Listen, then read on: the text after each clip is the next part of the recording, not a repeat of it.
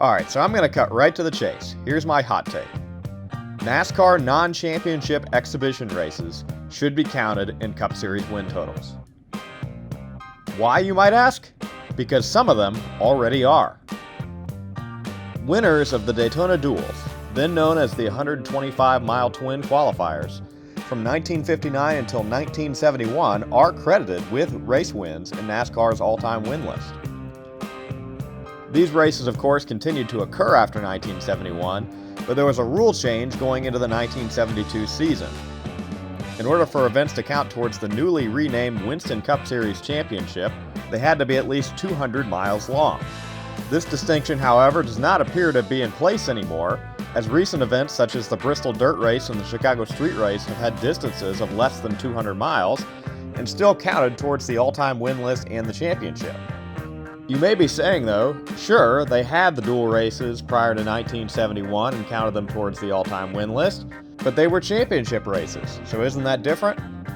Well, prior to 1971, the championship was mostly based on prize money, so these events would have been worth very little towards the championship compared to other events like the Daytona 500, not unlike how the dual races give out 10 stage points currently. Therefore, I believe it's a major inconsistency that we don't continue to count wins in these events towards NASCAR's all-time win list. Beyond the dual/twin 125s, there have been several other non-points events added to the schedule since 1972. These include the Clash, the All-Star Race, and international exhibitions at Calder Park in Australia and Motegi and Suzuka in Japan.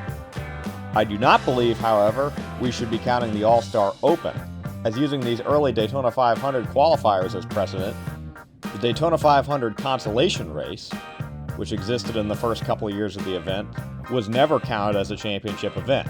Since the All-Star Open is effectively a consolation event for the All-Star Race, not consisting of the series' best stars, I feel it would be inconsistent to count that here as well.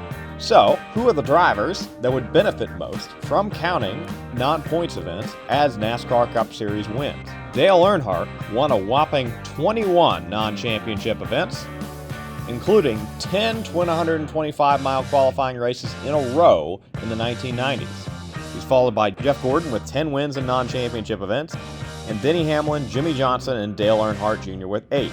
It's probably not a coincidence that the 5 drivers I just mentioned are all known for their superspeedway prowess, as from 1979 to 2019, 3 out of the 4 regularly occurring non-championship events took place at Daytona International Speedway.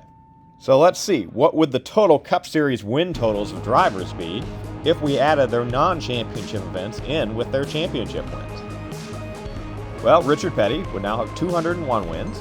Jeff Gordon would become the 3rd driver to top 100, getting to 103. Dale Earnhardt jumps up to 4th place with 97 victories, and Jimmy Johnson jumps to 5th with 91. Mike Skinner, who never won a points race, won 3 non-championship events, which would jump him all the way up to 110th on the list. Let me know if you agree that this was a major inconsistency, that we count these events prior to 1971 but not after. And I'm thinking when I do the update to the all-time wins adjusted for strength of field video made a few months ago at the end of the 2025 season, I will include these non-championship race wins as well. Thanks for watching. Remember to like and subscribe.